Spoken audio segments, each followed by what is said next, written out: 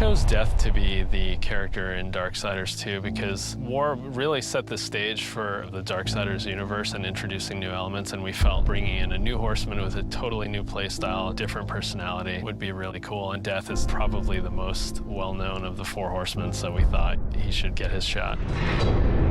What makes Death different from War is almost everything about him. The way he expresses himself, the way he talks. I have an offer in mind. The way he handles business on the battlefield, and the way that he gets around. It's much more feral, more animal-like. War is very much like a force meets force, a very head-on, steadfast, loyal-bound soldier. Death is much more of a calculated, elegant fighter, a chilling opponent on the battlefield.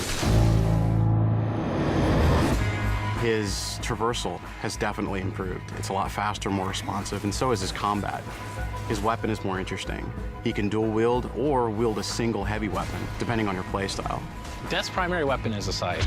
It's kind of a unique one. It's sort of a multi-purpose Swiss Army scythe. He can use it with two different blades. He can attach it together to form the more traditional Reaper scythe. He can use it as a pole arm. Of course, he doesn't stop that. He'll pretty much use any weapon that's made available. You can get big axes, you can get crazy cool claws, big iron fists, and he'll even shoot guns. I mean, he'll use anything that he can, really.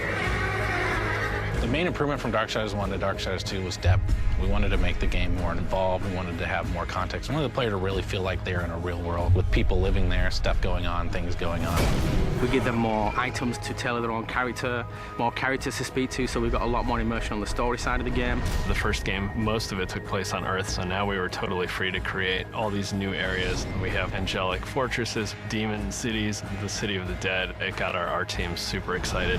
On top of that, there's a lot of weapons and armor, and obviously the new character as well, Death.